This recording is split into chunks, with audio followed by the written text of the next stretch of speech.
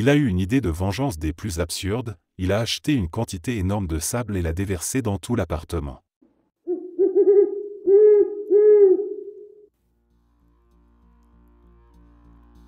Nous avions des voisins qui laissaient leurs ordures dans des sacs en plastique la veille du jour de ramassage, au lieu de les mettre dans une poubelle. Ici, c'est comme sonner la cloche du dîner pour les ratons laveurs et autres bestioles.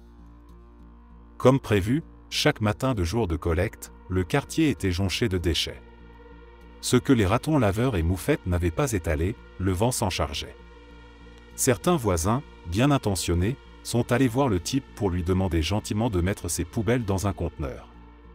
Sa réponse ? Allez vous faire foutre. C'est ainsi que commencèrent les guerres des ordures. Chaque matin de jour de collecte, plusieurs voisins ramassaient les déchets éparpillés sur leur pelouse et les balançaient directement dans le jardin de l'homme en question. En retour, ils ramassaient les détritus et les redistribuaient sur leur pelouse ou les enfonçaient dans leurs buissons. Certaines personnes trouvaient même des restes de burritos et des emballages de bonbons dans leur boîte aux lettres. La rue a commencé à ressembler à un bidonville. Les hostilités ont rapidement escaladé, la police a été appelée, ainsi que des inspecteurs sanitaires et les services municipaux de réglementation. Chaque camp mobilisait toutes les autorités possibles pour mettre l'autre dans l'embarras. Étonnamment, malgré ce chaos, la femme du type semblait être parfaitement agréable, ce qui rendait leur dynamique encore plus incompréhensible. Ils ont fini par tenir environ 8 mois avant de déménager. De temps en temps, il m'arrive encore de trouver un vieux couvercle de margarine ou un morceau de styromousse dans ma haie. Chaque fois, ça me ramène à ces sombres jours de guerre et de déchets.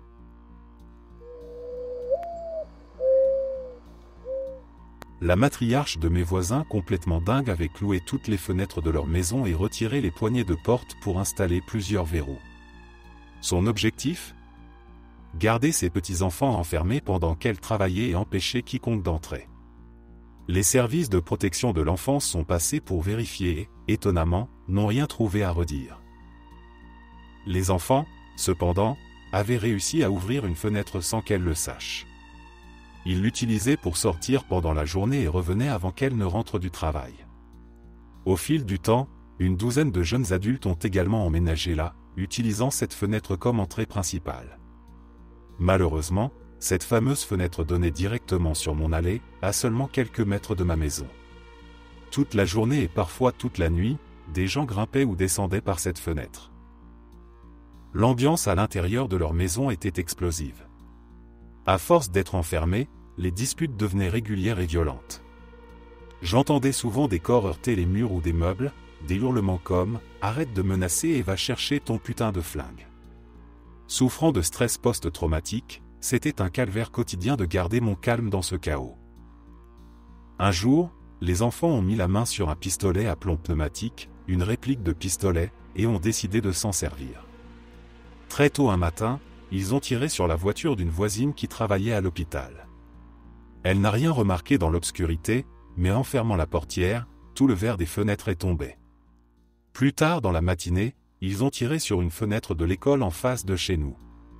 Puis, alors que mon mari et moi plantions des fleurs dans notre jardin, l'un d'eux l'a touché à l'épaule avec leur arme. Même après l'arrivée de la police, ils continuaient de tirer. Les policiers ont dû appeler la matriarche, qui a déverrouillé les portes, confisqué leurs armes et traîné les enfants dehors pour qu'ils soient menottés et emmenés. Le plus jeune avait peut-être 9 ans. Mais comme aucun d'eux n'a avoué ni dénoncé les autres, et que la police ne savait pas lequel avait tiré, ils ont été relâchés sans la moindre charge. Heureusement, cette agression physique contre mon mari a fini par conduire à leur expulsion. Avant de partir, ils ont saccagé la maison, cassé toutes les fenêtres, arraché les boîtes électriques et fait des trous dans les murs. Puis, ils sont allés chez le propriétaire et ont tiré sur les fenêtres de sa maison avec leurs armes factices. Ils ont de nouveau été arrêtés, mais étant mineurs, ils n'ont pas été inquiétés. Quelques semaines après, son garage et sa voiture ont été incendiés, mais là encore, aucune charge n'a été retenue contre eux. Depuis qu'ils sont partis, c'est comme si un énorme poids avait été levé. Mon quartier est un endroit formidable, rempli de gens géniaux, même si nous ne sommes pas riches. Mais avec eux à côté, il était difficile d'en profiter pleinement. J'espère sincèrement qu'ils trouveront un jour une certaine paix dans leur vie, mais je suis soulagé qu'ils soient loin de chez nous.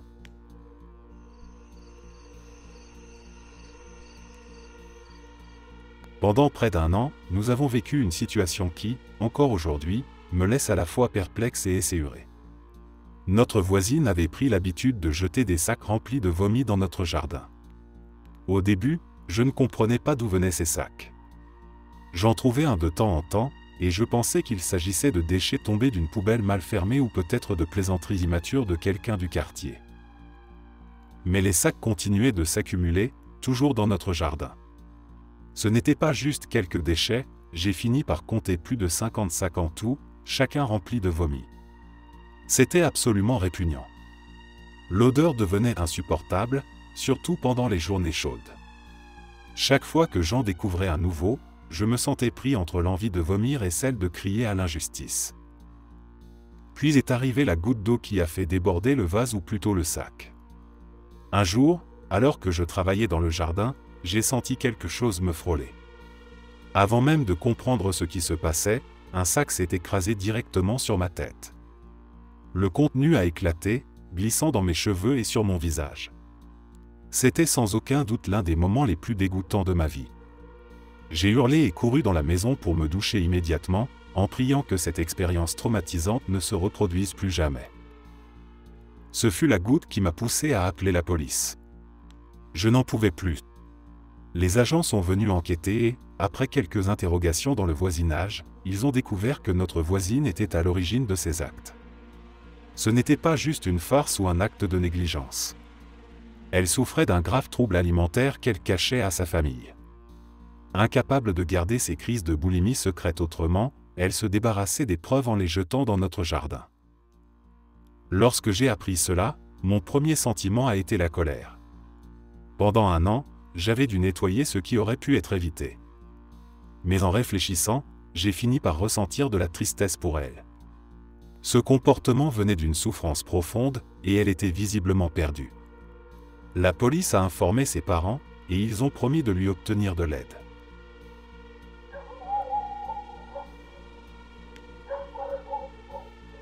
Mon partenaire a déjà eu un voisin qui s'est présenté chez lui armé d'une batte de baseball cloutée, prétendant chercher de la drogue qui lui aurait été volée. Cette scène était déjà surréaliste en soi, mais ce n'était rien comparé à ce que nous avons vécu avec la maison d'Axe en Grave-Côté. Cette maison était un véritable repère de dealers et de toxicomanes. Les propriétaires y exploitaient des jeunes filles mineures, les prostituant en échange de drogue. Ces individus étaient constamment sous l'effet de substances. Peu importait que ce soit 9h du matin ou 21h, ils étaient toujours dans un état second, à tel point qu'il semblait presque possible d'avoir un effet de contact juste en restant à proximité d'eux. Les disputes et les scènes de chaos faisaient partie du quotidien. Des bagarres éclataient régulièrement sur leur pelouse, accompagnées de hurlements. Ce n'était pas juste bruyant, c'était dérangeant et inquiétant.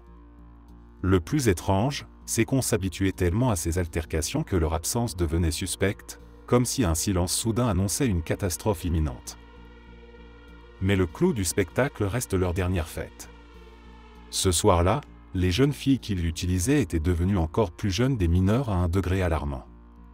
Cela a attiré l'attention de la police, qui est intervenue en force. Ils ont encerclé la maison et arrêté une trentaine de personnes. Tous ont été menottés et couchés face contre terre sur les pelouses enneigées, par une température glaciale de moins 30 degrés. Même notre pelouse n'a pas été épargnée par cette opération. Je me souviens être sorti pour promener mon chien ce soir-là.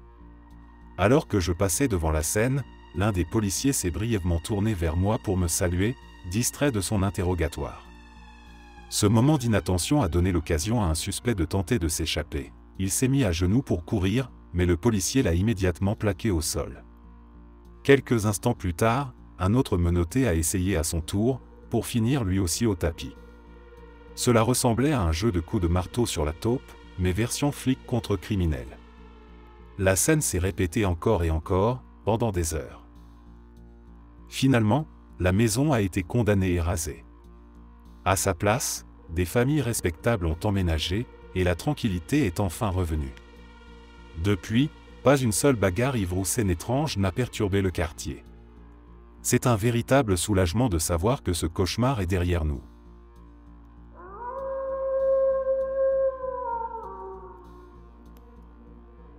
Lorsque ma femme et moi avons emménagé dans notre maison à l'été 2019, nos voisins de chaque côté nous ont avertis à propos des locataires de la maison située juste derrière la nôtre. Apparemment, ils avaient la réputation de créer des problèmes et de réagir de manière disproportionnée, frôlant la paranoïa envers tous les gens autour d'eux. Nous avons gardé cela en tête, mais les premiers mois se sont passés sans incident. Leur maison, construite sur une colline, surplombe notre jardin arrière en raison de la différence de niveau. Un soir, ou plutôt tôt le matin, vers 3 heures, nous avons été réveillés par des notifications de notre caméra Ring. Les vidéos montraient un homme pieds nus, vêtu d'un débardeur, frappant violemment à notre porte d'entrée. Au début, nous avons attendu 2 ou 3 minutes, pensant qu'il était peut-être ivre et s'était trompé de maison. Nous voulions lui laisser le bénéfice du doute. Mais rapidement, nous l'avons entendu crier des menaces. « Sors de là, espèce de lâche. Je vais te démolir. » Puis, il a quitté notre porche et s'est dirigé vers le côté de la maison, en direction de notre jardin. Ne sachant absolument pas qui il était, ma femme a immédiatement appelé la police pendant que je me positionnais près des portes pour surveiller d'éventuelles tentatives d'intrusion. À ce moment-là, nos voisins de derrière ont braqué un énorme projecteur sur notre jardin. Nous avons pensé qu'ils avaient compris qu'il se passait quelque chose et qu'ils tentaient de nous aider en éclairant la zone. Les policiers sont arrivés après ce qui nous a semblé une éternité. Nous leur avons expliqué la situation, et ils sont allés inspecter l'arrière de la maison et discuter avec les voisins au projecteur. Il s'est avéré que l'homme sur notre porche était notre voisin du projecteur. Il avait sauté par-dessus notre clôture pour passer de notre jardin à sa propriété, puis avait braqué le projecteur. Quand les policiers lui ont demandé des explications, il a affirmé que, quelques nuits auparavant, j'avais sorti mon chiot dans mon propre jardin en pleine nuit, vêtu uniquement de mes sous-vêtements. Selon lui, cela constituait une tentative d'exhibition devant sa famille, car de chez lui, ils avaient une vue plongeante sur notre jardin. Mais ce n'est pas tout. Il a ensuite présenté des preuves aux policiers, des vidéos qu'il avait prises à travers nos fenêtres où l'on voyait ma femme et moi chez nous, faisant des activités tout à fait normales comme regarder la télé ou ranger. Il avait filmé depuis son jardin en s'appuyant sur l'angle que lui permettait l'altitude de sa maison.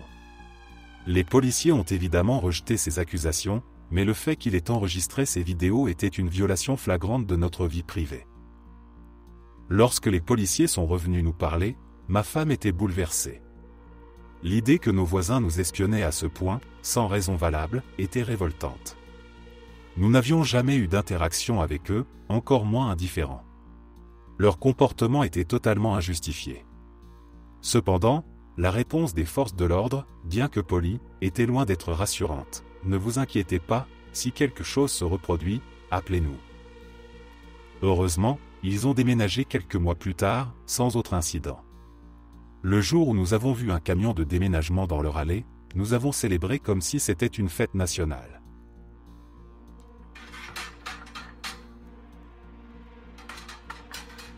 J'ai plusieurs anecdotes sur la même voisine, que j'appellerai Linda. Linda avait une fâcheuse habitude, elle enfermait des hommes dehors, et on les entendait crier son nom devant l'immeuble à toute heure. Mais la meilleure histoire concerne un petit ami qu'elle avait, un homme qui insistait pour qu'on l'appelle le capitaine. Environ une semaine après l'avoir rencontré, mon colocataire et moi sommes rentrés à la maison pour trouver une annonce de mariage glissée sous notre porte. C'était une invitation au mariage de Linda et le capitaine. Oui, sur l'invitation, son nom était littéralement le capitaine. Puis, une semaine plus tard, à 2 heures du matin, nous avons été réveillés par des hurlements en bas de l'immeuble. Le capitaine, visiblement ivre, était en train de se faire arrêter pour ivresse publique, tout en criant « J'ai fait une énorme erreur. Va te faire foutre, Linda. Une énorme erreur. Je suis foutu. » Et voilà, c'était la fin précipitée de l'histoire entre Linda et le capitaine. Ce voisinage était un vrai feuilleton. Nous avons loué une maison avec un appartement en sous-sol, occupé par une femme discrète que nous voyons rarement. Tout semblait aller bien jusqu'à ce qu'elle nous demande si elle pouvait mettre un petit congélateur dans notre garage, qui faisait partie de notre location. Comme nous utilisions le garage uniquement pour du stockage, nous avons accepté. Quelques semaines après, son congélateur a été débranché pour une raison inconnue. Elle a complètement perdu son calme et a exigé que nous payions pour remplacer tout ce qui avait été perdu à l'intérieur. Bien que je comprenne sa frustration, nous n'avions presque jamais accès au garage, et il était clair que nous n'étions pas responsables. Le propriétaire était de notre côté, mais elle était furieuse. Pendant l'été, son fils, étudiant à l'université, est revenu chez elle et a ramené un chat qu'il avait trouvé. Sa mère lui a interdit de faire entrer le chat dans la maison, alors il le nourrissait dehors. Le chat était assez sauvage. Quand son fils est reparti à l'université à l'automne, nous avons remarqué que le chat devenait de plus en plus maigre. Par compassion, nous avons commencé à le nourrir à l'endroit où il avait l'habitude d'être nourri. Vers Noël, nous avons acheté un sac de croquettes et préparé une assiette de cookies que nous avons laissé devant la porte de notre voisine comme un geste amical. Le lendemain, les deux étaient revenus sur notre porche. Rude, mais passons. Nous avons continué à nourrir le chat, car il était évident qu'elle ne le faisait pas. Quelques semaines plus tard, le chat est venu miauler à notre porte. Elle essayait d'entrer, ce qui était inhabituel, car elle était assez sauvage et nous ne l'avions jamais laissée entrer avant. En la faisant rentrer, j'ai réalisé qu'elle était enceinte et sur le point d'avoir ses petits. Nous lui avons aménagé un coin, et le lendemain, elle a mis bas. Sachant que nous ne pouvions pas la garder, je suis allé parler à notre voisine pour essayer de trouver une solution. Elle a nié que ce soit le chat de son fils, prétendant que le sien était un mâle. J'ai donc posté sur Facebook pour chercher quelqu'un pouvant accueillir une chatte et ses chatons. Son fils est tombé sur mon post et s'est mis dans une rage folle contre sa mère. C'est alors qu'elle a appelé la police, m'accusant d'avoir volé son chat et de lui avoir menti à ce sujet. C'était la situation la plus absurde et frustrante que j'ai jamais vécue avec un voisin.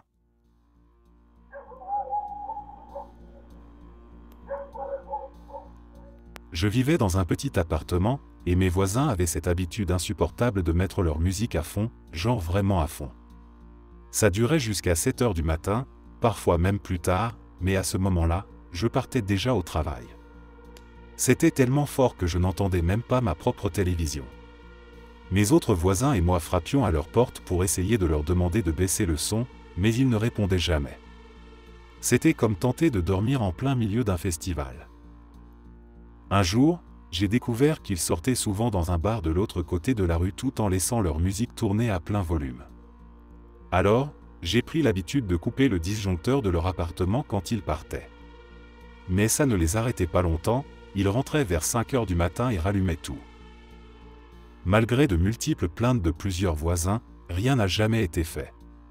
À force d'en avoir marre, j'ai décidé d'agir autrement. Lorsque je savais qu'ils étaient sortis, je bloquais leur serrure. De cette façon, leur clé ne fonctionnait plus, et ils étaient obligés de faire appel au gestionnaire de l'immeuble, tandis que leur musique continuait à hurler à l'intérieur. Après quelques fois où cela s'est produit, ils ont finalement été expulsés. Avec le recul, je me demande parfois si ce n'est pas moi le mauvais voisin dans cette histoire, mais, honnêtement, je n'avais plus aucune autre solution.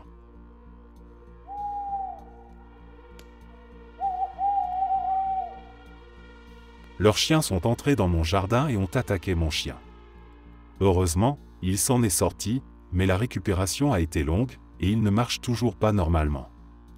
C'était et c'est toujours le chien le plus joyeux du monde, alors le voir allongé par terre, couvert de sang, a été l'une des pires expériences de ma vie.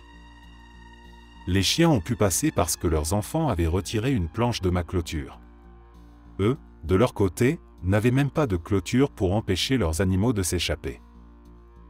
J'ai laissé une lettre sur leur porte pour leur expliquer la situation. Le lendemain, ils sont venus frapper chez moi, mais au lieu de s'excuser, ils m'ont dit que c'était ma faute parce que ma clôture n'était pas assez solide. Ils ont également ajouté qu'ils ne paieraient pas les frais médicaux de mon chien. La conversation a été tendue, eux, criant et gesticulant, moi, essayant de leur expliquer calmement pourquoi ils allaient, en fait, payer ces frais. Après beaucoup de discussions, ils ont fini par accepter de les prendre en charge. Ils ont aussi construit une clôture, mais montée à l'envers, avec le côté plat face à leur jardin, probablement par mesquinerie. Depuis, c'est toujours un cauchemar de vivre à côté d'eux. Ils sont extrêmement bruyants, ont acheté des poules qui s'échappent régulièrement dans notre quartier résidentiel, et leur attitude générale est tout simplement insupportable. Des voisins toxiques, c'est peu dire.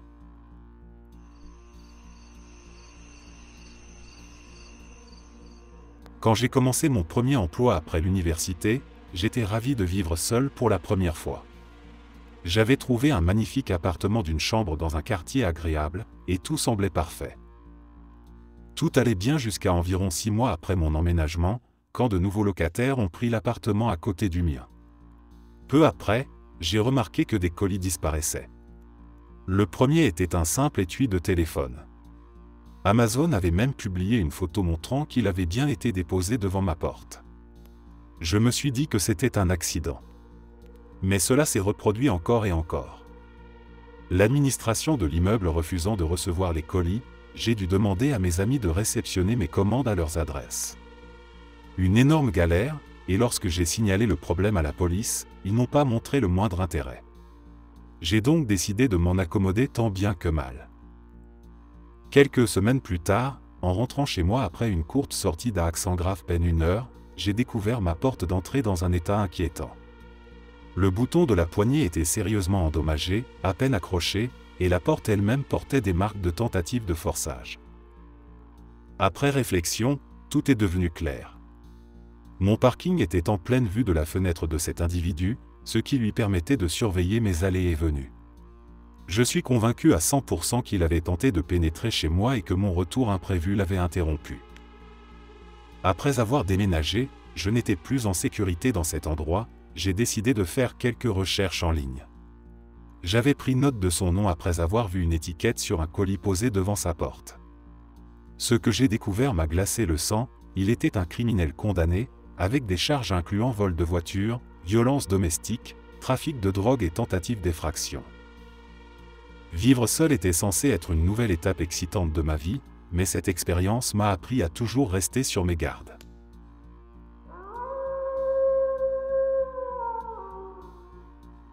Quand je terminais mes études à l'université, mes voisins étaient des gamins de 19 ans insupportables. Ces abrutis passaient leur nuit à hurler sur Call of Duty à plein poumon chaque fois qu'ils se faisaient tuer. Les murs de nos appartements étaient si fins qu'on aurait dit du papier, alors imagine essayer de dormir ou de réviser avec leurs cris constants. Le summum de leur idiotie est arrivé le jour où ils ont décidé de lancer une citrouille sur le toit de ma voiture. Résultat, 3 000 $ de dégâts, ce qui, dans l'État du Michigan, est considéré comme un acte de vandalisme criminel. Après pas mal de confrontations, j'ai réussi à leur faire avouer. À ce moment-là, j'étais un jeune diplômé de 22 ans, épuisé par ce genre de conneries.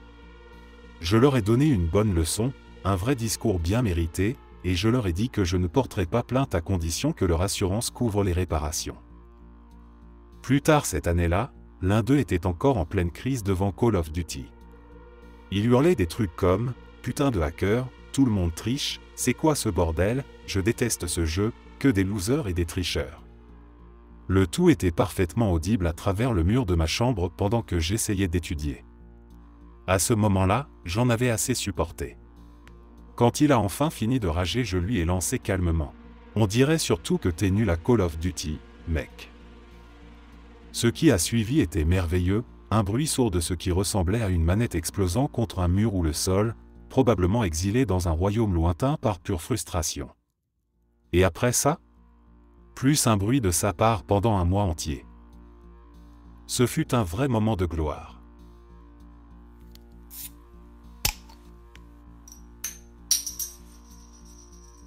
Dans mon immeuble, j'ai vécu une expérience particulièrement dégoûtante avec mes voisins du dessus. Un jour, alors que je profitais d'un moment tranquille sur mon balcon pour lire, leur chien a uriné sur leur terrasse. Le pire? L'urine a coulé directement sur moi. Oui, sur moi. Je me suis levé d'un bond en hurlant, totalement choqué, et je me suis précipité sous la douche pour me laver. Après m'être calmé, j'ai décidé de leur envoyer un message poli mais ferme pour leur demander de sortir leur chien à l'avenir, au lieu de le laisser faire ses besoins sur leur terrasse. Leur réponse? Une excuse ridicule, ils ont affirmé que ce n'était pas leur chien et que, selon eux, l'urine avait dû venir d'ailleurs, comme si elle avait été soufflée par le vent ou téléportée par magie. Sérieusement? C'est leur seule explication?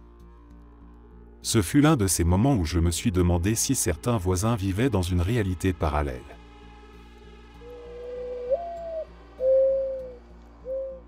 Nous avions un voisin qui vivait juste en dessous de l'appartement que mon mari et moi occupions. Ce qui a commencé par des plaintes constantes a rapidement dégénéré. Il appelait la police à de multiples reprises et laissait des messages menaçants sur notre voiture et notre porte d'entrée. Dès notre arrivée, il était déjà en colère contre le propriétaire pour avoir loué l'appartement au-dessus du sien. Il nous laissait des notes désagréables et interrompait nos conversations avec le propriétaire. Pourtant, quand nous avons emménagé, nous n'avions qu'un matelas, pas un meuble de plus, mais il accusait sans cesse que nous déplacions des meubles à 2 heures du matin et que notre télévision était à plein volume. Après la 8e plainte en 2 mois, nous avons décidé de montrer l'appartement au propriétaire pour lui prouver notre bonne foi. Nous n'avions toujours pas de télévision, ni de meubles, à part le matelas. Malgré cela, notre voisin a continué à nous harceler, laissant des notes sur notre voiture exigeant qu'il n'y ait aucun bruit après 22 heures, sous peine d'appeler la police. Ironiquement, nous rentrions rarement chez nous avant 23 heures, et nous faisions tout pour être aussi silencieux que possible, conscients que tout le monde n'avait pas nos horaires de travail. Mais même en mangeant tranquillement ou en dormant, nous entendions souvent des coups sur son plafond, notre sol.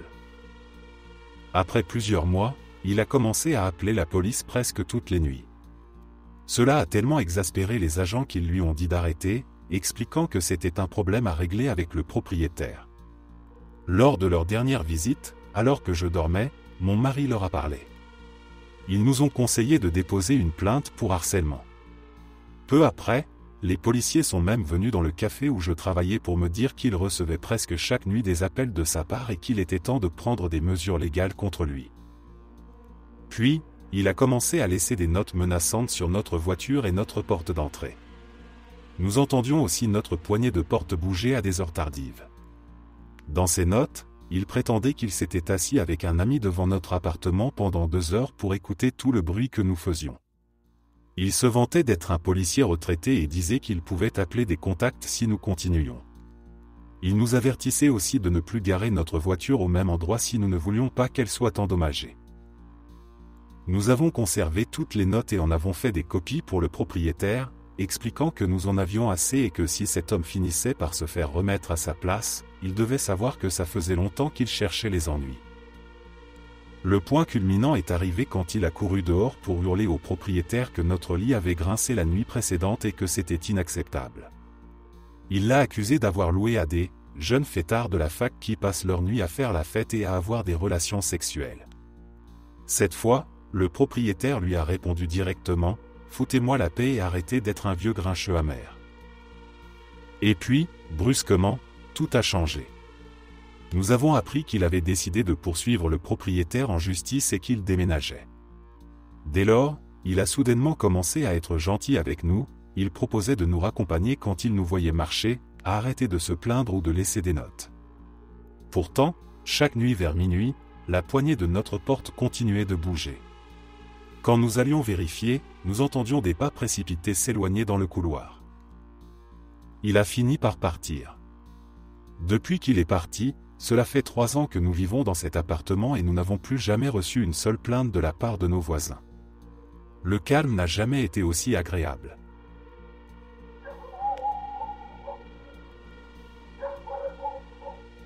J'ai vécu dans un immeuble avec beaucoup de locataires qui allaient et venaient. Un jour, une dame âgée a emménagé en face de chez moi et a rapidement commencé à accumuler des objets. J'ai commencé à m'en rendre compte lorsque sa terrasse a commencé à se remplir de bric-à-brac et de meubles, dont, pour une raison obscure, un bureau à cylindre. Un jour, elle m'a même crié dessus parce que j'avais retiré sa clé laissée dans la porte d'entrée pour la mettre dans la fente du courrier. Après cet épisode, je ne l'ai plus vue pendant un certain temps. Puis, j'ai commencé à remarquer une odeur étrange et persistante qui devenait de plus en plus insupportable. Il s'est avéré qu'elle était décédée dans son appartement et que personne ne s'en était rendu compte pendant une semaine, ce qui expliquait l'odeur. Sa famille est venue vider son logement environ une semaine plus tard. Comme nous étions en plein hiver dans le Wisconsin, j'avais laissé mes Doc Martens de travail devant ma porte pour qu'elles sèchent, car elles étaient mouillées. Pendant leur déménagement, sa famille a utilisé une de mes bottes pour caler leur porte ouverte. Et une fois qu'ils eurent terminé, ils sont partis en emportant mes bottes avec eux. Un événement déjà triste et étrange qui s'est terminé d'une façon complètement absurde.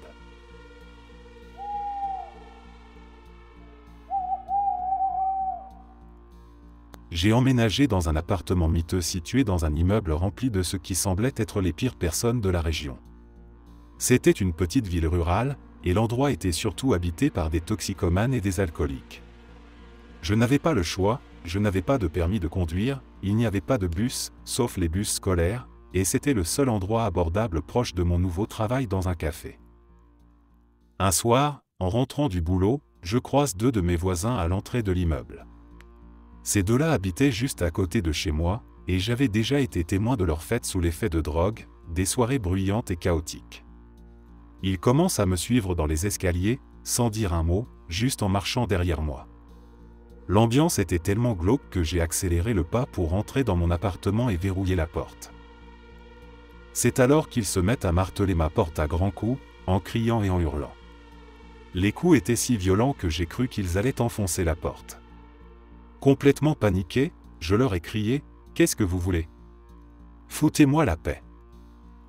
Ils se sont arrêtés, et le type, d'une voix fragile, m'a répondu « On voulait juste savoir si on pouvait te prendre un peu de ton urine pour un test de drogue demain. » Je leur ai répondu de manière très peu polie qu'il n'en était pas question, qu'ils devaient dégager immédiatement, et j'ai appelé la police. Autant dire que je n'ai pas vécu là très longtemps après cet épisode. C'était clair, cet endroit n'était pas fait pour moi.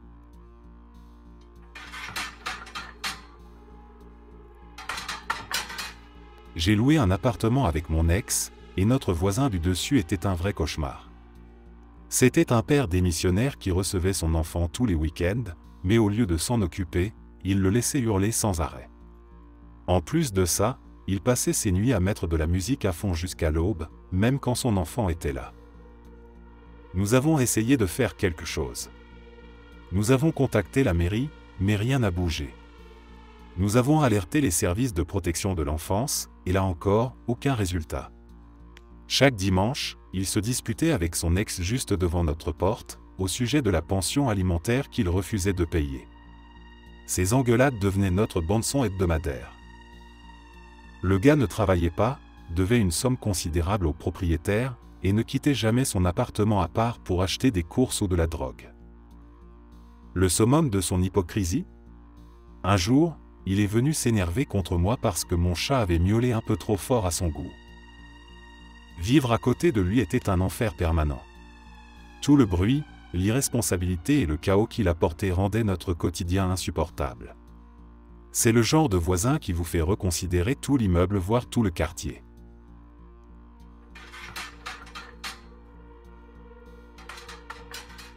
J'ai vécu dans un immeuble où les murs semblaient faits de papier. On entendait absolument tout, les conversations des voisins, leurs ébats, leurs pas dans les escaliers, tout. Mais, pour une raison incompréhensible, nos voisins ont décidé qu'il serait génial d'installer un système de son avec des enceintes fixées directement sur notre mur mitoyen. Spoiler, ce n'était pas génial. Le bruit était si fort qu'il faisait littéralement trembler le mur. Regarder la télévision dans notre propre salon était impossible, à moins de monter le volume à un niveau absurde, ce qui ne faisait qu'ajouter au chaos sonore. Quand nous leur avons poliment demandé de déplacer les enceintes ou au moins de baisser les basses, leur réponse a été tout sauf coopérative. Cela s'est même terminé par une scène où le gars, furieux d'avoir été à nouveau sollicité, a commencé à marteler le mur en hurlant qu'il allait nous démolir. C'était terrifiant. Finalement, les choses ont atteint un point de non-retour lorsque nous avons dû appeler la police après cet incident. Peu après, il a menacé quelqu'un au bureau de gestion de l'immeuble pour une autre histoire, et il a enfin été expulsé. Mais avant qu'il ne parte, nous étions désespérés. On ne pouvait pas payer les frais pour rompre notre bail, alors nous avons supplié le bureau de nous transférer dans un autre appartement du complexe. Ils ont accepté, mais le répit fut de courte durée. Dans notre nouveau bâtiment, les voisins avaient un perroquet qui n'arrêtait jamais de jacasser. Si ça n'était pas déjà assez, ils avaient également un enfant à besoins spécifiques qui passait des heures à marteler un piano en criant, chantant à tue-tête, « Je m'appelle Amanda ». Répété en boucle, encore et encore. Que faire dans une telle situation, si ce n'est serrer les dents et essayer de survivre? Quand notre bail a pris fin, je n'ai jamais été aussi heureux de quitter un endroit. Bien sûr, un peu de bruit est normal dans un immeuble, j'ai vécu dans d'autres appartements où cela ne posait aucun problème. Mais quand il n'y a aucune isolation phonique et que les voisins se fichent totalement de la nuisance qu'ils causent, cela devient un enfer. Cette expérience m'a appris 2 choses, choisir son logement avec soin et, surtout, prier pour des voisins respectueux. Parce qu'avec des murs en papier, même les meilleurs systèmes audio ne peuvent couvrir l'insupportable.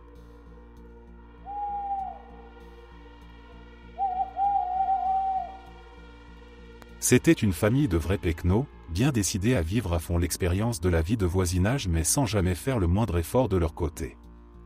On aurait dit qu'ils venaient tout droit d'une sorte de communauté paumée où on pouvait juste exiger ce qu'on voulait des autres sans rien offrir en retour. Chaque jour, quand je rentrais de l'école, les 3 plus jeunes enfants frappaient à notre porte jusqu'à ce qu'on finisse par leur donner des snacks. Une fois, après que nous ayons refusé, l'un d'eux est revenu avec un marteau et a fracassé notre porte vitrée. Ils avaient transformé notre cour latérale, techniquement à nous, mais qu'on partageait un peu par défaut, en une espèce de dépôt de bois et terrain de jeu improvisé. À un moment donné, ils ont même creusé un énorme trou pour en faire une arène de lutte dans la boue et je n'exagère pas, c'était vraiment pour de la lutte dans la boue. Le deuxième enfant, ils étaient 6 au total, avait un vieux climatiseur dans leur jardin. On lui permettait de le marteler à coups de masse chaque fois qu'il était en colère. Et il était en colère souvent.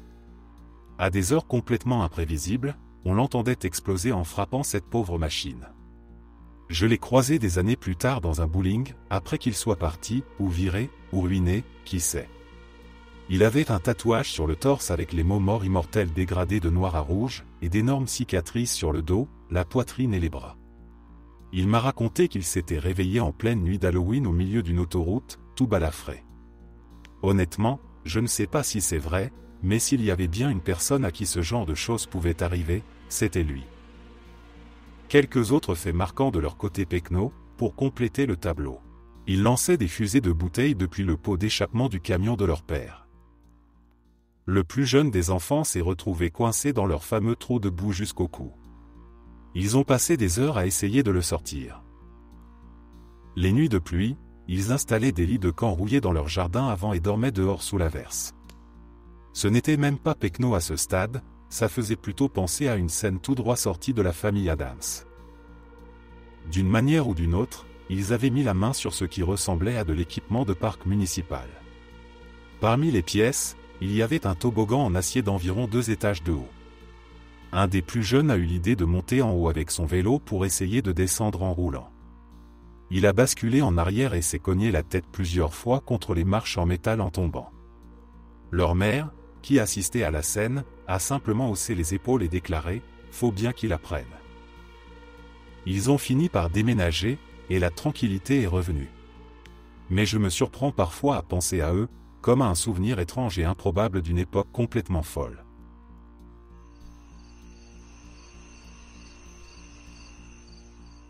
Depuis des années, mon voisin schizophrène est convaincu que je suis la source de tous ces malheurs technologiques.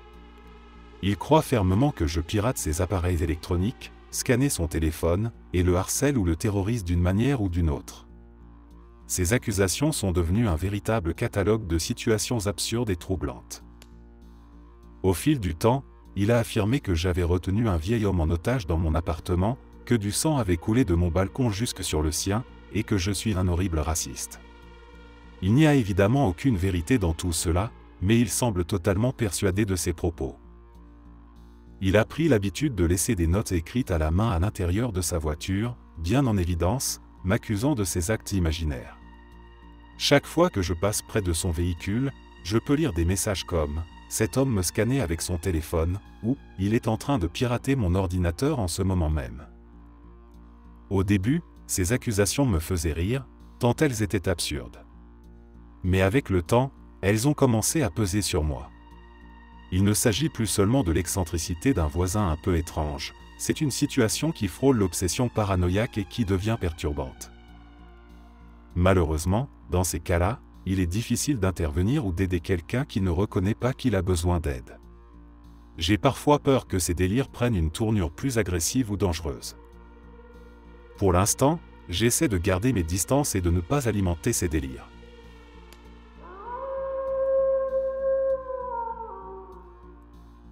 Mon voisin possédait 6 voitures qu'il gardait toutes garées dans une rue déjà surchargée, bordée d'immeubles denses où trouver une place relevait de l'exploit.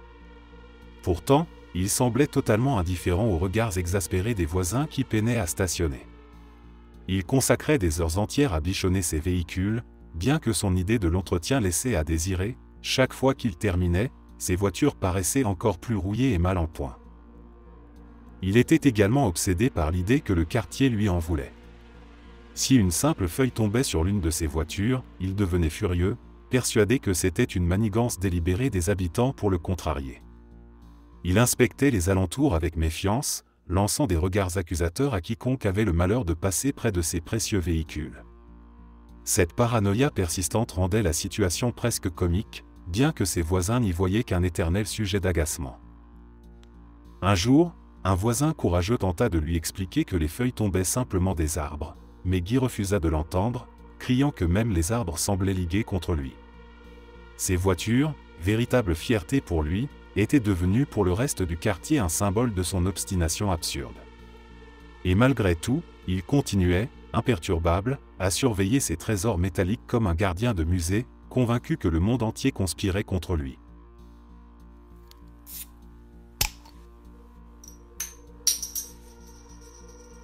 Nous avons emménagé dans un complexe d'appartements, et nos voisins directs, sur le même palier, ont rapidement transformé notre expérience en un cauchemar, pour dire les choses poliment. 2 semaines à peine après notre arrivée, une vingtaine de policiers armés ont fait irruption en défonçant la porte des voisins. La scène était chaotique et impressionnante. Lorsque nous avons demandé ce qui se passait, les agents ont seulement répondu qu'ils recherchaient quelqu'un qui, finalement, n'avait pas été localisé. C'est tout ce que nous avons pu savoir. Peu après cet incident, à travers le mur que nous partagions, nous avons entendu une scène glaçante. Un homme hurlait, « Si tu continues, je te jure que je vais encore te frapper. Tu veux que je te frappe à nouveau ?» Ce fut suivi par les pleurs d'un enfant. Terrorisés par ce que nous venions d'entendre, nous avons décidé d'appeler les services de protection de l'enfance, CPS. Mais aussitôt après, nous avons été pris de panique. Nous étions les seuls voisins assez proches pour entendre cela, et il était évident qu'ils sauraient que c'était nous qui avions signalé les faits. Fréquemment, des inconnus se présentaient devant leur porte. Les coups frappés résonnaient dans tout notre appartement, à tel point qu'il nous arrivait de croire qu'on frappait chez nous. Souvent, c'était une voix d'enfant qui répondait, criant quelque chose comme « Maman, un tel est là ». J'aurais aimé penser que la voisine offrait des services anodins, comme des coupes de cheveux, ce qui aurait techniquement enfreint le règlement de la résidence, mais à en juger par le type de personne qui se présentait, cela semblait bien peu probable. Une fois, alors que nous sortions de chez nous en même temps qu'eux, leur enfant de 4 ans a chuté dans les escaliers en béton, dégringolant jusqu'au rez-de-chaussée. Horrifiés, nous nous sommes précipités pour aider, mais la mère nous a ignorés, criant sur son enfant en larmes et manifestement blessé, avant de le traîner rapidement jusqu'à leur voiture pour s'en aller comme si rien ne s'était passé. Nous avons tenu 1 an avant de déménager, et nous ne sommes jamais retournés là-bas. Pourtant, je pense souvent à ces enfants. Ils étaient manifestement piégés dans un environnement toxique, élevés par des parents inadéquats, probablement eux-mêmes victimes du même cercle vicieux. Cela m'attriste profondément de savoir que tant d'enfants grandissent dans des situations où l'amour et la sécurité sont des concepts inconnus.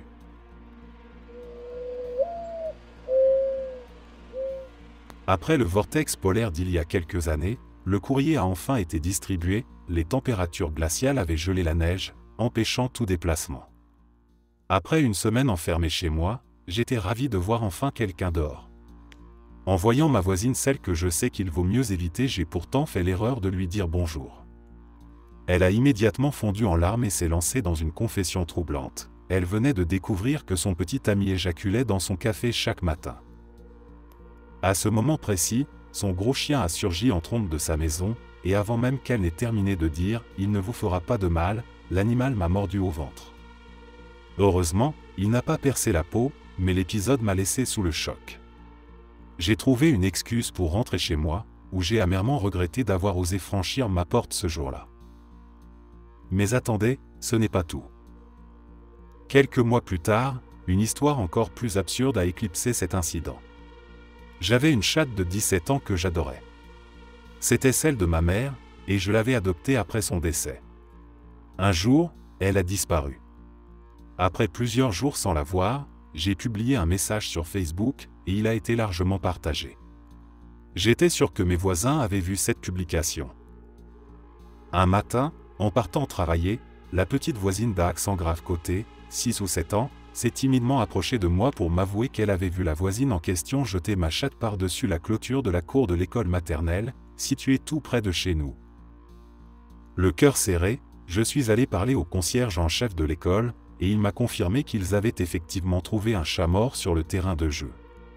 J'étais sidéré, ma voisine, déjà assez dérangée pour partager des histoires grotesques ou laisser son chien mordre des gens, avait préféré balancer le corps de ma chatte sur un espace où jouent de jeunes enfants, plutôt que d'enterrer l'animal ou, à tout le moins, m'en informer. Cela reste l'un des épisodes les plus surréalistes et les plus désolants de ma vie de voisinage. Autant dire que je me suis promis de limiter mes interactions avec elle au strict minimum pour le reste de mes jours.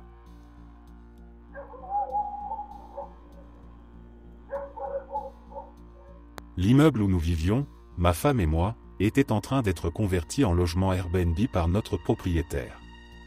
Sur les 14 appartements, nous étions les derniers locataires résidentiels. Tous les autres étaient transformés en chambres temporaires. Le lieu n'était pas surveillé, ce qui signifiait qu'il était majoritairement occupé par des escorts, des prostituées et des dealers de drogue. Ce qui devait être notre chez nous ressemblait de plus en plus à un lieu où régnait un chaos permanent. Pendant une semaine entière, des dealers n'ont cessé d'aller et venir, montant et descendant l'escalier commun toutes les demi-heures. Une nuit, nous avons vu un gros SUV noir s'arrêter devant l'immeuble. Un groupe d'hommes a essayé d'enlever une femme qui logeait dans l'appartement en face d'une autre, un des fameux repères de dealers. Par miracle, elle a réussi à s'échapper. Horrifiés, nous avons appelé la police, craignant pour sa sécurité. Lorsque les agents sont arrivés, nous leur avons parlé de nos soupçons concernant les activités dans cet appartement. Associés à la tentative d'enlèvement, cela leur a suffi pour obtenir un mandat. Quelques heures plus tard, ils ont enfoncé la porte, fouillé les lieux, et procédé à plusieurs arrestations. Nous avons poussé un soupir de soulagement, mais ce n'était qu'une pause dans le tumulte. Dans l'appartement voisin, un couple avait emménagé temporairement.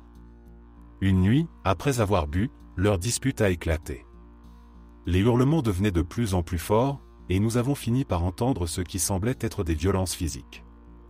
Nous avons de nouveau contacté la police. Lorsqu'ils sont arrivés, ils ont ordonné à l'homme de quitter les lieux et de ne pas revenir. Mais il est revenu, furieux, criant des menaces de mort à sa partenaire. Puis, nous avons entendu un cri qui nous glaça le sang. Terrifiés, nous avons immédiatement rappelé la police. L'homme a réussi à s'enfuir par l'arrière de la propriété, montant dans une voiture et disparaissant juste avant que les agents n'arrivent. Cette nuit-là, nous avons à peine dormi, nerveux à l'idée qu'il puisse revenir. Un jour de congé, j'ai passé ma journée à entendre frapper à la porte d'entrée toutes les 30 minutes, parfois toutes les heures. En regardant par la fenêtre, j'ai vu des clients avec de l'argent à la main, attendant de monter pour rejoindre une prostituée qui logeait dans l'ancien appartement des dealers. Il restait à peine 5 minutes avant de repartir, et le suivant arrivait immédiatement. Ce qui était encore plus insupportable, c'est que les murs étaient si fins que j'entendais tout ce qui se passait. Absolument tout. Nous avons vécu cette situation pendant des mois, pris au piège entre ces murs minces et ce chaos incessant. Mais c'était ça, ou la rue. Heureusement, tout cela est derrière nous. Nous vivons désormais dans notre maison pour toujours, un joli bungalow à la campagne, entouré de calme et de verdure. Après tout ce que nous avons vécu, cette tranquillité est une véritable bénédiction.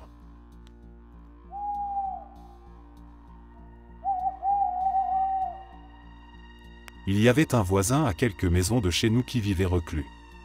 Il ne parlait à presque personne et semblait toujours sur la défensive. Un jour, alors que je rentrais chez moi, je me suis retrouvé juste derrière lui alors qu'il tournait dans notre rue.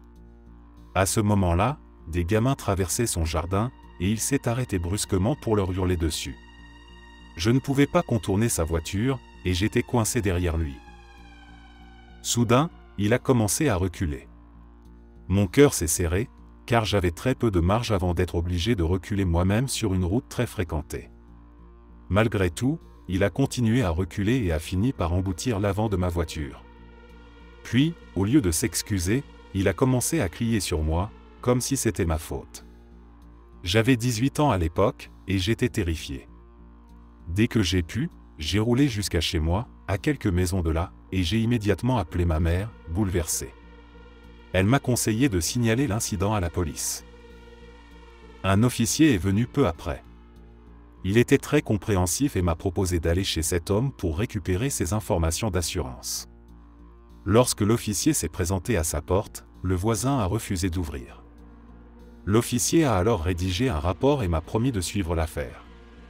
Il m'a également appelé plus tard dans la journée pour vérifier comment je me sentais. Mais la situation a pris une tournure encore plus inquiétante cette nuit-là. Le voisin en question a pris un fusil de chasse et a commencé à frapper violemment à plusieurs portes dans le quartier, vraisemblablement à ma recherche.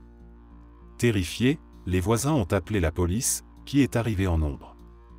Ils ont demandé à tous les habitants de la rue de rester cloîtrés chez eux jusqu'à ce qu'ils retrouvent cet homme. Après une recherche tendue, ils ont finalement découvert qu'il s'était caché sous un bateau dans son propre jardin.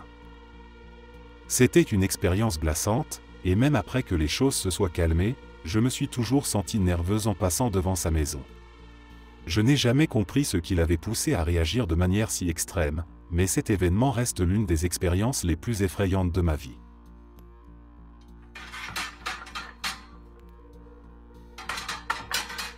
Quand j'avais environ 14 ans, mes parents et moi avons emménagé dans un condo. C'était un bâtiment conçu comme un immeuble, avec un voisin sur notre droite et un autre en dessous.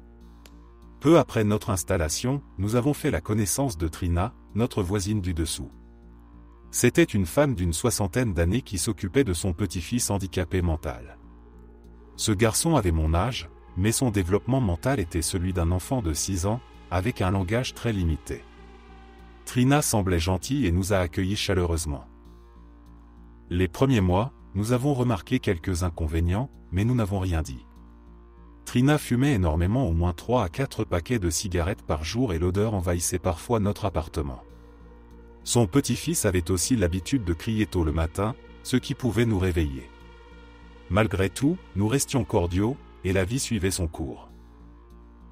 2 ans après notre emménagement, ma mère a acheté un tuyau portable pour arroser ses plantes et nettoyer notre balcon. C'est à ce moment-là que tout a dérapé. Le simple fait que ma mère rince le balcon à l'eau claire a mis Trina dans une rage folle. Elle a commencé à hurler qu'elle allait tuer ma mère. Par la suite, elle a porté plainte auprès du syndic de copropriété tous les jours pendant des années. Elle est même allée jusqu'à allumer de petits feux dans une boîte de conserve sous nos fenêtres, espérant que la fumée nous ferait fuir. Un jour, elle a remarqué que ma fenêtre de chambre était ouverte et a utilisé un tuyau pour inonder ma chambre.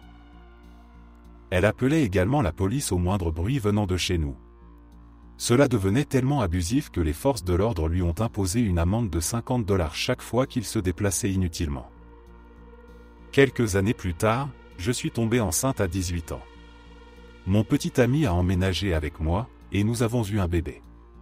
Trina s'est alors mise à répandre des rumeurs sordides, prétendant que je recevais une file d'attente d'hommes et que je ne savais pas qui était le père, mais que j'avais choisi mon petit ami parce qu'il était gentil. Tout cela était totalement inventé. Elle n'a pas arrêté ses provocations. Un jour, alors que je mettais mes 2 enfants dans la voiture, elle a volontairement accéléré en voiture dans l'allée, visant mon fils aîné. J'ai dû le soulever de toutes mes forces pour l'écarter de la trajectoire. Quand la police est arrivée, elle a nié en bloc. Son harcèlement a duré des années. Le syndic de copropriété a dû organiser des réunions privées entre elle et mon père, mais elles n'ont jamais abouti à rien de concret. Même eux étaient exaspérés par son comportement. Il y a 3 ans, ma mère est décédée soudainement de la maladie de Creutzfeldt-Jakob. Quand Trina a appris la nouvelle, elle a ri et a dit à mon père et à mes enfants que ma mère méritait de mourir. Ce fut l'un des moments les plus cruels que nous ayons vécus. Récemment, nous avons appris qu'elle avait contracté le Covid, suivi d'un AVC. Nous ne savons pas si elle est encore en vie ou si elle a été placée dans un établissement. Mon père, qui vit toujours dans le condo, m'a simplement confié que c'était un soulagement de ne plus subir son harcèlement incessant. Trina a marqué nos vies de son malveillance, mais aujourd'hui, nous pouvons enfin respirer.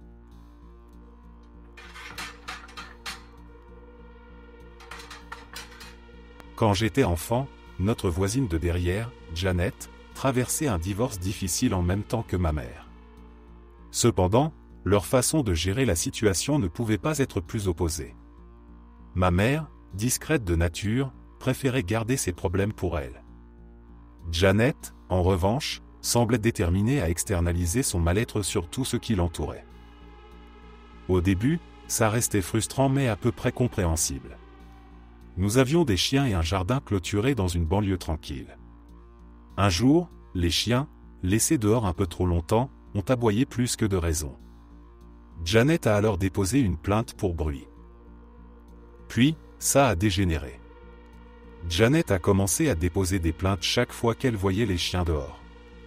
Ma mère, pour éviter les ennuis, a fini par les garder à l'intérieur plus souvent. Cela n'a pas suffi, Janet a alors déposé des plaintes quand elle entendait les chiens aboyer depuis l'intérieur, ou même quand c'étaient les chiens d'autres voisins. Il est vite devenu clair que ce n'était pas vraiment une question de bruit, mais plutôt une tentative désespérée de Janet de contrôler quelque chose dans sa vie au milieu du chaos de son divorce. Quand la police a dû en avoir assez, il semble lui avoir demandé d'arrêter d'appeler, probablement en l'avertissant qu'elle risquait des ennuis pour abus de leur service. Mais Janet, tenace, a trouvé une autre solution, elle a commencé à appeler le service de contrôle animalier. Contrairement à la police, ils étaient obligés de répondre à chaque signalement d'animaux en liberté. C'est devenu absurde. Le contrôle animalier savait ce qui se passait, mais ils étaient tenus de venir à chaque appel. Ils se contentaient souvent de discuter avec ma mère pour remplir leur rapport. Ils lui ont même confié qu'ils n'avaient pas le choix tant que Janet continuait à signaler des problèmes. C'est alors que ma mère a eu une idée complètement loufoque. Chaque fois que le contrôle animalier venait, elle achetait une boîte de 2 flamants roses de jardin et les installait dans notre pelouse. Enseignante, elle se levait tôt, et avant de partir travailler, elle plaçait les flamants face à la porte d'entrée de Janet, comme s'il la fixait. En rentrant chez nous, plutôt que Janet, elle les déplaçait pour leur donner une allure innocente, comme s'ils faisaient partie du décor. À chaque nouvelle plainte de Janet, ma mère achetait plus de flamants roses. Petit à petit, une armée de flamands s'est formée. Et chaque fois que Janet quittait son domicile, elle les retrouvait positionnés comme une garde silencieuse à son retour.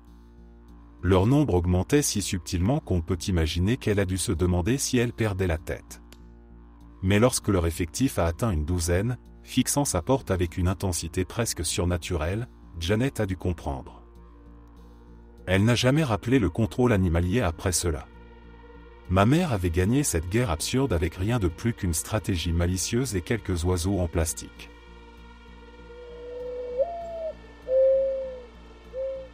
Il y a quelques années, j'ai vécu dans un petit immeuble de 5 appartements.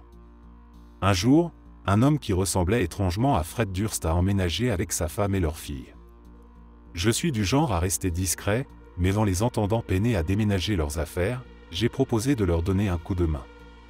Ils semblaient vraiment sympathiques ce jour-là, mais c'était une façade qui s'est vite effondrée. La première chose qui m'a frappé, c'est qu'ils jouaient à Call of Duty à toute heure de la nuit, toujours complètement ivres. Le problème, c'est que les murs étaient tellement fins que j'entendais absolument tout. Chaque session se terminait par des hurlements de propos racistes qu'ils répétaient en boucle.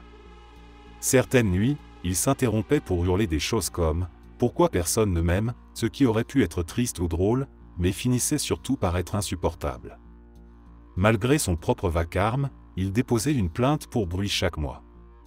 Je travaillais de nuit à l'époque et je recevais régulièrement des messages de mon propriétaire m'accusant de « mettre la musique à fond » ou de « faire la fête » alors que je n'étais même pas chez moi.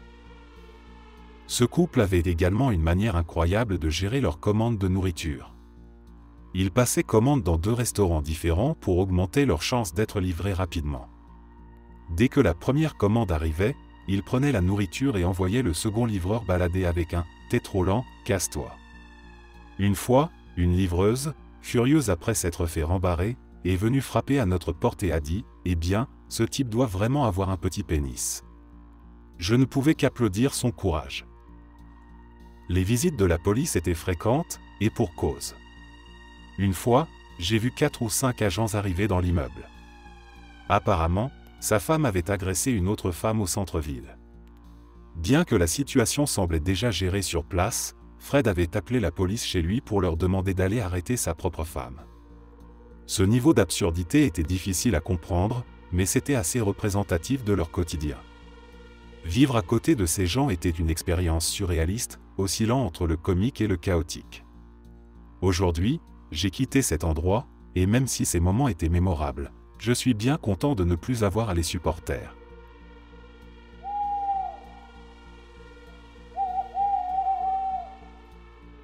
Il y a un peu plus d'1 an, 2 types ont emménagé dans mon immeuble.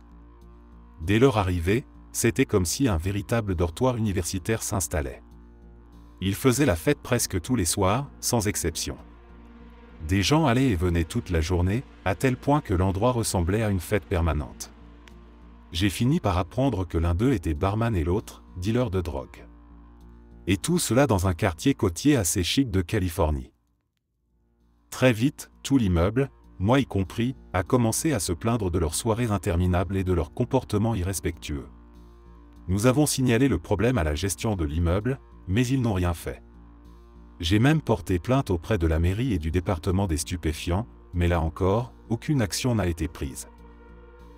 Puis la pandémie de Covid-19 est arrivée, et je me suis retrouvé coincé chez moi tout le temps.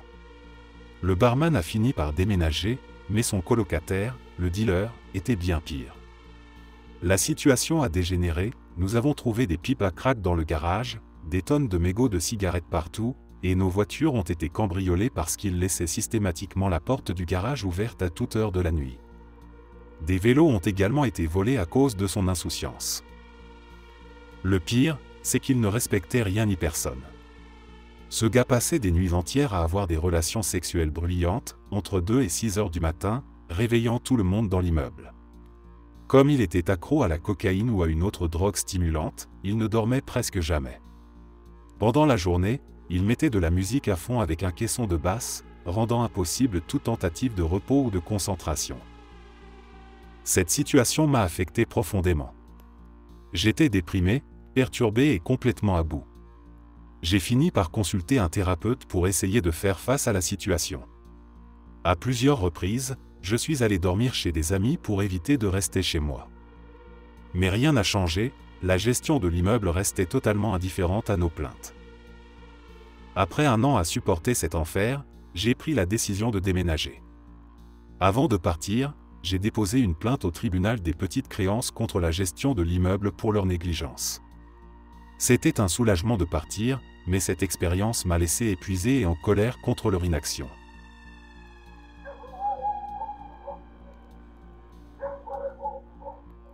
J'ai 30 ans et, il y a quelques années, je vivais au 2e étage d'une maison multifamiliale située dans une ville assez aisée. Mon voisin du rez-de-chaussée était un homme d'une 60aine d'années, célibataire et discret, avec un chien. Il vivait là depuis une 12aine d'années. Pendant les 2 premières années de ma résidence, il n'y avait aucun problème, il était rarement chez lui, ne se plaignait jamais et n'attirait pas d'ennui. C'est à ma 3e année là-bas que j'ai commencé à remarquer qu'une jeune femme venait régulièrement chez lui.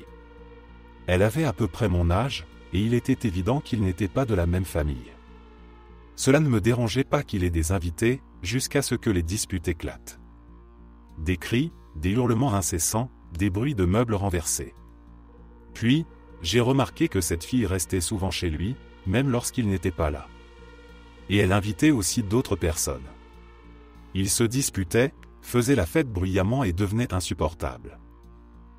À l'époque, j'étais en école de droit, et ce bruit constant m'empêchait de me concentrer pour mes études. Mon agacement grandissait de jour en jour. Un matin, j'ai entendu une dispute particulièrement intense, suivie de portes qui claquaient. Curieuse, j'ai regardé par la fenêtre. Un des invités de cette femme essayait de forcer la porte d'entrée après qu'elle l'avait visiblement verrouillée dehors. Elle a fini par lui ouvrir, et ils sont partis ensemble. Les mois ont passé, et la situation devenait de plus en plus étrange et inquiétante. Je commençais à me sentir en insécurité. J'ai donc décidé d'installer des caméras, à la fois dans mon appartement et près de la porte d'entrée, que je partageais avec mon voisin. C'est là que j'ai commencé à voir des hommes venir chez elle à toute heure de la journée. Parfois, mon voisin était présent, parfois non. J'ai alors pensé qu'elle vendait de la drogue, d'autant plus que mon voisin semblait avoir sombré dans la consommation. Un jour, alors que je récupérais mon courrier, je suis tombé sur une convocation judiciaire à son nom. Je l'ai recherchée en ligne et découvert qu'elle avait un casier judiciaire bien rempli. Les bruits et les comportements suspects ont continué jusqu'à ce qu'un jour, elle disparaisse complètement. Pendant environ 3 mois, tout était redevenu calme. Puis, elle est revenue, et la situation a empiré. J'ai fini par apprendre qu'elle avait été incarcérée pour prostitution. Charmant. À force de me plaindre auprès de mon propriétaire, il a finalement demandé à mon voisin de ne plus laisser cette femme revenir chez lui. La police s'en est mêlée et lui a interdit l'accès à la maison.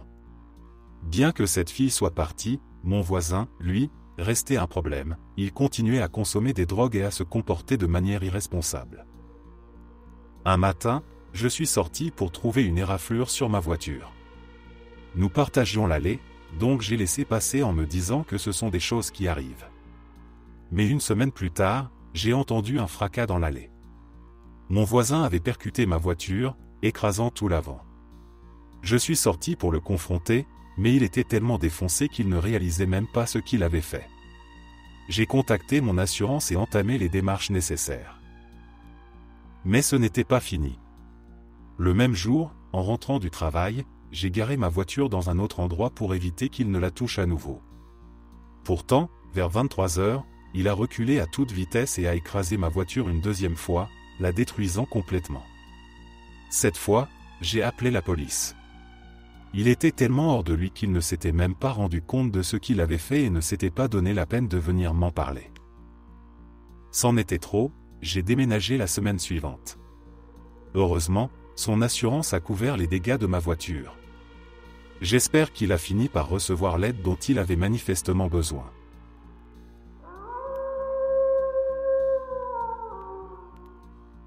Je vivais au 2e étage d'un immeuble de 3 étages. Le rez-de-chaussée était composé d'appartements en sous-sol. C'était un immeuble très calme, habité principalement par des personnes âgées qui y résidaient depuis une dizaine d'années, voire plus. Puis un type bizarre et franchement effrayant a emménagé dans l'appartement juste en dessous du mien.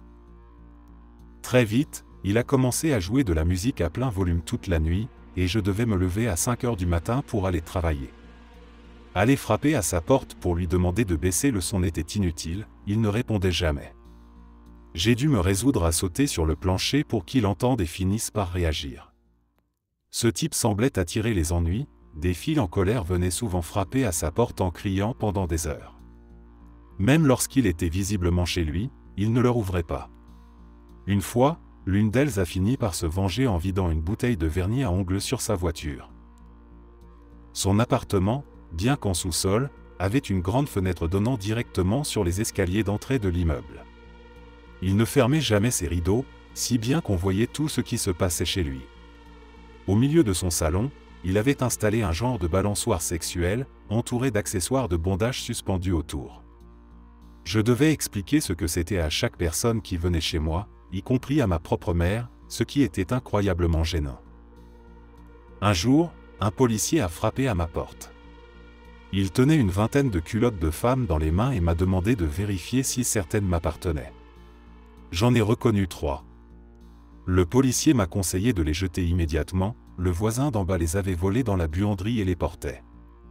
L'histoire ne s'arrêtait pas là. Il s'est avéré que la voisine du dessus avait surpris son propre sous-vêtement accroché à la fameuse balançoire sexuelle. Horrifiée, elle avait immédiatement alerté la police. Ils ont arrêté ce voisin pour vol de sous-vêtements et, peu après, le propriétaire l'a expulsé. Mais l'histoire ne s'est pas terminée là. Après être sorti de prison, fou de rage à l'idée d'être mis dehors, il a eu une idée de vengeance des plus absurdes, il a acheté une quantité énorme de sable et l'a déversé dans tout l'appartement. Puis il a réglé la climatisation au maximum avant de remettre le compteur électrique au nom du propriétaire et de partir. Ce voisin était un cauchemar incarné. Heureusement, il n'est plus jamais revenu, mais il a laissé derrière lui un appartement complètement saccagé et des souvenirs aussi incroyables que dérangeants. Merci d'être resté jusqu'à la fin. N'oubliez pas d'aimer la vidéo, de vous abonner et de partager vos propres histoires en commentaire. On se retrouve demain à la même heure devant ce feu.